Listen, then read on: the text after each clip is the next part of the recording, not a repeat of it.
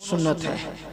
और जो घमंड और तकब्बुर के तौर पे नजराना लेने से मना करेगा, उस पर एक वक्त ऐसा आएगा कि वो मांगेगा तो भी लोग उसको नहीं देंगे। तो इसलिए मैं मना नहीं कर रहा हूँ, आपको नजराना देना है, तकरीर डिस्टर्ब होती है। तो मेरा अपना तरीका ये है कि आप नजराना बात पसंद आए तो जरूर दीजिए। उसका तरीका ये है कि आपकी दो जेब होगी, एक जेब इधर से निकालिए, इधर की जेब में रखिए, या शर्ट की जेब से निकालिए, पैंट की जेब में रखिए। आपको करना ये है, ठीक है। और जितने रख सकते हैं उतने रख लीजिए। फिर उसके बाद सुबह जब हो तो फजर की नमाज अपने मोहल्ले की मस्जिद में अदा कीजिए, और मेरी तरफ से और आपकी तरफ से वो पूरा नजराना अपनी मस्जिद के इमाम साहब को ले जाकर के दे दीजिए, ठीक है।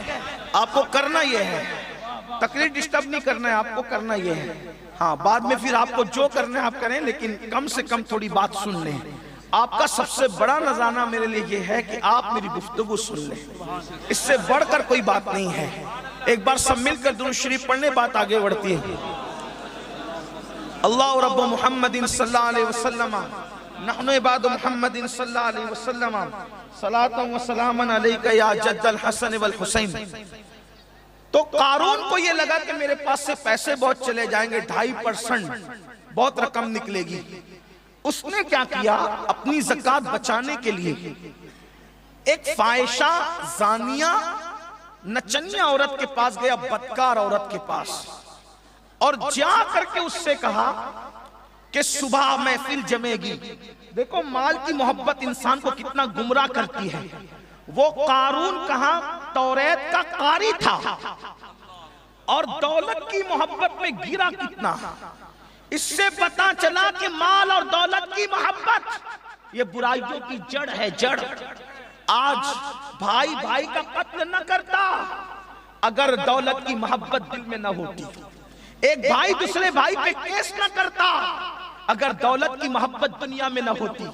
एक पड़ोसी दूसरे पड़ोसी की जान का दुश्मन न बनता अगर दौलत की मोहब्बत दुनिया में न होती। माल की मोहब्बत दिलों से निकाल दो, माल को तिजोरियों में रखो, माल को जेब में रखो, माल को दिल में मत रखो। ये दिल के अंदर जब माल आ जाता है तो इंसान फिरऔन और कारून बन जाता है। माल कमाओ भी, माल जमाओ भी, माल पे ऐश भी करो, लेकिन माल की मोहब्बत दुनिया में अपने दिल में पैदा मत होने दो। दिल में अल्लाह रसूल की मोहब्बत रखो। अल्लाह अकबर। कारून गया उस जानी औरत के पास और जाकर कहता है, जब सुबह महफिल जमेगी तो महफिल जमने के बाद तूने एक काम करना है कि महफिल में खड़े होकर कहना है कि मूसा ने मेरे साथ माज़ अल्लाह सुम्मा माज़ अल्लाह ज़िना किया। बस तुझे इतना कहना है, तू जितना माल कहेगी मैं तुझे देने के लिए तैयार हूँ। फिर क्या था, वो औरत माल के लिए की लालच में अल्लाह के पैगंबर पर इतना गंदा इल्जाम लगाने के लिए तैयार हो गई। सुबह को महफिल सजी, मैं मोहल्ले के लोग, इलाके के लोग, कौम के लोग सब जमा हो गए। जमा होने के बाद अल्लाह के पैगंबर मूसा अलैहि सलाम ने कहा, अल्लाह का हुक्म है कि ज़कात देने वालों ज़कात जमा करा दो। तो अल्लाह अकबर। इससे पहले कि ज़कात का उन्वान आगे बढ़ता, कारून खड़ा होकर के कहता है, ऐ मूसा मुझे एक मसला पूछना है। हजरत मूसा ने कहा, क्या पूछना चाहते हो? उसने कहा, अगर कोई ज़िना करे तो उस पर क्या हुक्म लगेगा, ज़ानी पर क्या कानून है अल्लाह का? तो हजरत मूसा ने फरमाया, अगर वो कंवारा है तो उसको जो है कोड़े लगाए जाएंगे, और अगर वो शादीशुदा है तो उसको पत्थर से मार मार करके संगसार कर दिया जाएगा। उसके बाद उसने औरत को इशारा किया, क्योंकि हजरत मूसा की शादी हो चुकी थी। आपको औरत को इशारा किया, वो औरत खड़ी हुई, और खड़ी होने के बाद उसने कहा, ये क्या कहती है? सब दम बखुद हो गए, क्योंकि हजरत मूसा का किरदार जानते थे, हजरत मूसा का किरदार पता था। अल्लाह का नबी वो होता है हर जमाने में खुदा का नबी, नसब के एतबार से, किरदार के एतबार से, बोलचाल के एतबार से, खानदान और कबीले के एतबार से, गुफ्तार और रफ्तार के एतबार से बेमिसल बेमिसाल होता है हर नबी। अल्लाह के पैगंबर को कहा, ये औरत क्या कहती है? वो औरत खड़ी हुई, हजरत मूसा ने कहा, क्या कहती है? और ये कहकर आपने नजर डाली तो उसका पूरा वजूद कांप गया। फरमाया क्या कहती है? तो उस औरत ने कहा मूसा मैं कुछ नहीं कहती, इसने ज़कात बचाने के लिए कल रात मुझे पैसों की लालच दी थी, दौलत की लालच दी थी ताकि मैं ज़िना का इल्जाम आप पर लगाऊं, लेकिन आपका चेहरा देखकर मेरी हिम्मत नहीं होती कि मैं इतना गंदा इल्जाम आप पे लगाऊं। हजरत मूसा की नजरें उठ गई आसमान की तरफ। जिसने अपनी ज़कात बचाने के लिए मुझ पे ज़िना का इल्जाम लगाने की कोशिश की, उसकी सजा क्या होगी? अल्लाह ने फरमाया आपका इख्तियार मूसा, आपका इख्तियार, जो चाहे इसको सजा दें। हजरत मूसा ने जमीन से कहा ऐ जमीन इसको धसा ले अपने अंदर। जब कारून जमीन में कमर तक धसा, ये दौलत की नहुसत है, कमर तक धसा तो कहने लगा मूसा मेरे कब्जा, मेरी दौलत पे कब्जा करने के लिए कितना खूबसूरत बहाना तुमने निकाला, मुझे जमीन में धसा रहे हो। अल्लाह के पैगंबर ने कहा रुक जा जमीन, अब इसकी जितनी तिजोरियों का माल है वो सब इसके सर पे रख दिया जाए ताकि ये इल्जाम ना रखे कि मैं कब्जा कर लूंगा। फरिश्तों ने उसका सारा माल उसके सर पे रखा। अभी तो अकेले धस रहा था, अभी माल का वजन लेकर के हजरत मूसा ने कहा धसा। जब जमीन को कहा धसा, जमीन धसाती रही। मूसा अलैहिस्सलाम ने कहा धसा, धसाती रही। मूसा दुनिया में रहे, कारून धसता रहा। मूसा दुनिया से चले गए, कारून धसता रहा। हत्ता के हजरत मूसा अलैहिस्सलाम के दुनिया से जाने के बाद कमोबेश 2000 साल तक के कारून धसता रहा, धसता रहा, धसता रहा।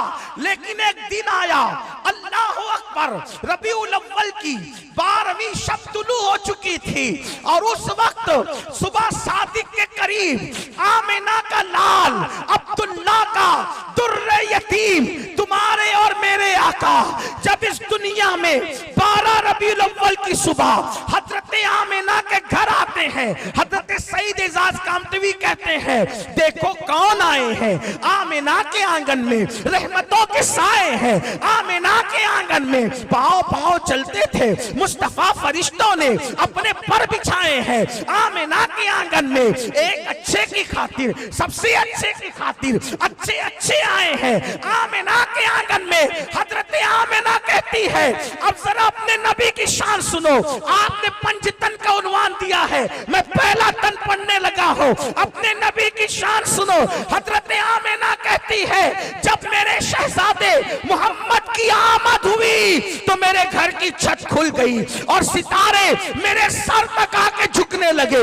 ऐसा लगता था जैसे मुझ पे गिर पड़ेंगे, लेकिन सितारों से आवाज आती थी अस्सलातु वस्सलामु अलैका या रसूल अल्लाह। अल्लाहु अकबर। गोया के फरिश्तों को हुक्म था ए अर्श नशीनों, ए आसमान के रहने वालों, ए आसमान के बाशिंदों, जाओ आज आमिना के आंगन में उसका दीदार कर लो, उसकी जियारत कर लो जो अल्लाह का नूर है, अल्लाह का महबूब आजम है, अल्लाह का वजीर आजम है। तो अर्ज ये कर रहा था हुजूर दुनिया में तशरीफ लाए, हुजूर का कदम जमीन पे पड़ा। कमोबेश 2000 साल तक जो कारून जमीन में धसता रहा, जब मेरे नबी की मिलाद के मौके पर कदम हुजूर का जमीन पे पड़ा, अल्लाह ने कहा ऐ जमीन अब तक कारून धसता था जमीन में, लेकिन मेरे महबूब के कदम लगे। अब कदम लगने की बरकत से आज के बाद कारून जमीन में नहीं धसेगा, बल्कि अब इसको यहीं रोक दिया जाएगा। आपसे पूछना चाहता हूं रसूलुल्लाह से कारून का कोई ताल्लुक नहीं, कारून का हुजूर से कोई ताल्लुक नहीं, सिर्फ मिलाद हो गई, जमीन पे कदम रख गया तो कारून जमीन में धसने से बच गया। अरे जब दुश्मन खुदा को मिलाद का ये फायदा मिलता है तो नबी के गुलामों को मिलाद मुस्तफा का कितना फायदा। कारून उसके बाद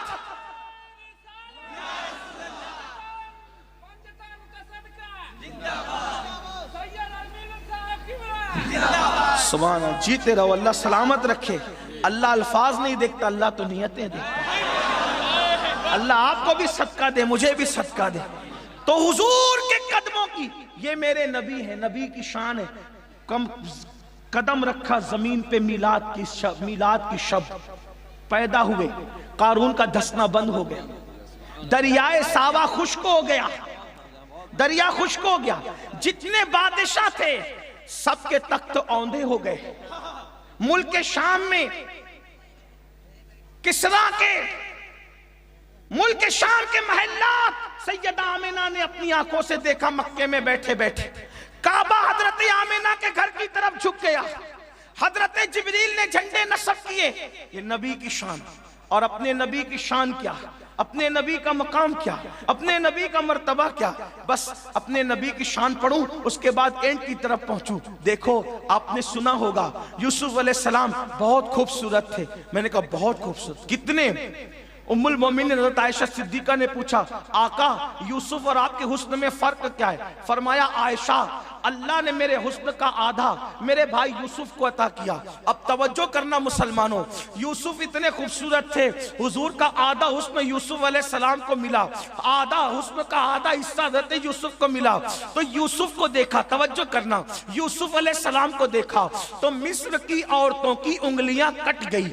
यूसुफ को देखा तो मिस्र की औरतों की, अपने अल्फाज में अब कह दूं, यूसुफ को देखा तो यूसुफ अलैहिस्सलाम को देखकर, चेहरा देखकर, इल्म वाले, अक्ल वाले, दानिश्वरों, पढ़े लिखों की तवज्जो, यूसुफ अलैहिस्सलाम का चेहरा देखकर उंगलियां औरतों की टुकड़े टुकड़े हो गई। लेकिन टुकड़े हो गई, टुकड़े हो गई किसको देख के? चेहरा यूसुफ देखकर उंगलियां औरतों की टुकड़े टुकड़े हो गई। लेकिन मेरे नबी का हुस्न क्या? चेहरा तो नहीं देखा, सिर्फ मेरे नबी की उंगली देखी तो चांद टुकड़े टुकड़े हो गया। देखो चेहरे में और उंगली में फर्क क्या है? वहां चेहरा देख के उंगलियां टुकड़े होती है, यहाँ उंगली देख के चांद टुकड़े होता है। और फिर एक खास बात, यूसुफ का हुस्न देख के उंगलियां टुकड़े हुई मगर जुड़ ना सकी। ये मेरे नबी का हुस्न है, उंगली देख करके चांद टूटता भी है और उंगली देख कर चांद जुड़ता भी। वहां सिर्फ टूटना है, जुड़ना नहीं है। यहाँ टूटना भी है, यहाँ जुड़ना भी। इसीलिए तो कहा सबसे औला वाला हमारा, सबसे बाला वाला हमारा। ये अपने नबी की शान है। आपने देखा हजरते मूसा अलैहिस्सलाम ने कारून को धसाया। अभी सुना पूरी तफसील, बहुत लंबी कर दी मैंने बयान ताकि आपको समझ में आए। मिलाद नबी की, मूसा अलैहिस्सलाम ने धसाया, तवज्जो, लेकिन उसने उज़्र किया, मंजूर ना हुआ। ठीक, धसाया, निकाला नहीं। लेकिन मेरे नबी ने धसाया भी एक को। हुजूर हिजरत के लिए चले, हिजरत के लिए, तो सुराका ढूंढते ढूंढते आ गए माल और सोने की मोहब्बत में। हुजूर ने देखा सुराका रे का जमीन धसा इसको। मूसा ने भी धसाया, मेरे नबी ने भी धसाया। फर्क क्या है? उसने उज़्र किया, मंजूर ना हुआ, ठस। लेकिन जब सुराका को धसाया, सुराका ने कहा माफी, अब नहीं करूंगा। हुजूर ने कहा निकाल दे। हजरत मूसा धसाते हैं, बड़ा मौजज़ा है, लेकिन सिर्फ धसाते हैं। मेरे नबी का इससे बड़ा मौजज़ा, वो धसाते भी हैं और निकाल भी देते। और फिर शान देखो, नबी की शान देखो। फरमाया सुराका, सोने की लालच में आए हो? मैं तो तेरे हाथों में किसरा के कंगन देख रहा हूं। तवज्जो करें, किसरा कहते फारस का, ईरान के बादशाह का लक़ब था किसरा। तवज्जो करना, किसरा के कंगन देख रहा हूं। अरे कोई कह सकता था हुजूर आप अकेले जा रहे, एक साथी को साथ लेके? यारे गार अबू बकर सिद्दीक अफजलुल बशर बादल अंबिया भी तहकीक, सिद्दीक अकबर को लेके अकेले जा रहे थे। सही, कोई कह सकता था अभी तो आपके वतन वालों ने आपको निकाल दिया, आप अकेले जा रहे। और इतनी बड़ी बात कि किसरा के कंगन, मतलब क्या? ऐ सुराका, सोने की लालच में आए, वापस जा। एक वक्त आएगा किसरा फतेह होगा, ईरान फतेह होगा, और ईरान का बादशाह किसरा, उसके कंगन उतारे जाएंगे और वो तेरे हाथ में पहनाए जाएंगे। कुर्बान जाए मुसलमानों, फिर हजरत सुराका मुसलमान हो गए। और फिर सोचिए तो सही, हुजूर की ज़ाहिरी हयात में ईरान फतेह नहीं हुआ, सिद्दीक अकबर की ज़ाहिरी हयात में भी ईरान फतेह नहीं हुआ, लेकिन जब फारूक आजम का दौर आया तो सुराका बहुत बीमार पड़ गए। एक खास बात अर्ज करूंगा आगे बढ़ने से पहले, सुराका बहुत बीमार पड़ गए। देखो आज मुसलमानों को अपने नबी की बात पर यकीन नहीं है जैसा होना चाहिए। अगर डॉक्टर कह दे शुगर हुई है, मीठा छोड़ दे, पीठा छोड़ देते हैं, क्यों? जान बचाने के लिए। रसूलुल्लाह ने फरमाया नशा छोड़ दे, कितने लोग छोड़ रहे हैं? आका ने फरमाया दाढ़ी मुंडाना छोड़ दे, कितने लोग छोड़ रहे हैं? अल्लाह अकबर। दाढ़ी के फायदे अगर गिनवाने लगूं एक मुस्तकिल तकरीर उसी पर होगी, लेकिन एक बात आपको बताऊं, एक साइंसदा कहता है कि जो एक मुश्त दाढ़ी रखते हैं उसको कभी गले का कैंसर नहीं होता। उसकी वजह यह है कि जो जरासीम इंसान के गले पे हमला करते हैं वो दाढ़ी उससे उसको बचा लेती है, इसलिए कि गले के कैंसर से महफूज हो जाते हैं। जो लोग सर का मसा करते हैं, साइंसदा कहते हैं एक दिन में 5 बार जो अपने सर का मसा करेगा वो कभी पागल नहीं होगा। आप देख लेना, अक्सर नमाजियों को जाके देख लो, गिन लो, जितने लोग नमाजी हैं उनमें जल्दी आपको कोई पागल होते हुए नहीं मिलेगा। वजह क्योंकि वो सर का मसा करते हैं। हैरत है, अपने डॉक्टर कहते तो करते हैं, नबी ने कहा तो नहीं करते हैं। कितने नादान हो गए। इसलिए याद रखो, अपने नबी सब तबीबों के तबीब हैं, अपने नबी सब हबीबों के हबीब हैं, अपने नबी सब आकाओं के आका है। उनका आका सिर्फ अल्लाह है और बाकी वो सब के आका है। इसीलिए तो मेरे इमाम कहते हैं लेकिन रजा ने खत्म सुखन इस पे कर दिया, खालिक का बंदा खल्क का आका कहूं तुझे। सुराका, मैं तेरे हाथों में किसरा के कंगन देख रहा हूं। आज क्या हो गया? हुजूर की बात पे यकीन नहीं रहा। किसी मौलवी ने तकरीर की नबी को गैब नहीं, तो मेरे जवान कहते हैं हाँ नहीं नहीं आपकी दलील अच्छी है। जिसने कह दिया हाँ गैब है, कुरान की आयत है, हाँ हाँ इल्म गैब है, ये हाँ नहीं के चक्कर में कब तक रहोगे? कोई यकीन भी कोई चीज है? ये शक वाली जिंदगी में कब तक रहोगे? किसी लच्छेदार ने कह दिया मर गए तो मान लिया मर गए। फिर किसी सुन्नी आलिम ने तकरीर की कि वो जिंदा है और हयात की दलील ये हाँ हाँ जिंदा है, तो ये कब तक इधर की उधर उधर की उधर दो कश्ती के सवार रहोगे? एक तरफ आओ ना, दो रंगी छोड़ दे, एक रंग हो जा, सरासर मोम या फिर संग हो जा। ये क्या बातें? नहीं नहीं दोनों मौलाना है। मैंने कहा मौलाना को नहीं मानते हम, तवज्जो करना, हमने मौलाना का कलमा नहीं पढ़ा, हमने मौला मोहम्मदुर रसूलुल्लाह का कलमा पढ़ा। अब कौन सा मौलाना मानेंगे? जो उस मौला की गुलामी करे सच्ची दिल से, हम उसको मौला मानेंगे। यही है। हाँ, चेहरा ना देखो अमीनुल कादरी, ये देखो नबी की बोली कौन बोल रहा है। फिर चाहे वो जो, अगर बिलाल भी बोले सांवले रंग का, रंग नहीं देखा गया, नबी की बोली के और इश्क के सदके उन्हें काबतुल्लाह की छत पे चढ़ा दिया गया। अबू लहब ने खिलाफ बोला, खानदान रसूल का फर्द नहीं देखा गया, उसको निकाल दिया गया। इसलिए याद रखना, चेहरे ना देखो, चेहरे ना देखो, इलाके ना देखो, खित्ते ना देखो, उम्र ना देखो, डिग्रियां ना देखो, ये देखो वफा की बोली कौन बोल रहा। इसलिए कि वफा जन्नत में ले जाएगी, डिग्रियां जन्नत में नहीं ले जाएगी। आप कहेंगे क्या? मैंने कहा कुरान है, कुत्ता वफा करे अल्लाह वालों से तो कुत्ता जन्नत में जा रहा है, नहीं जा रहा है साहब का कुत्ता।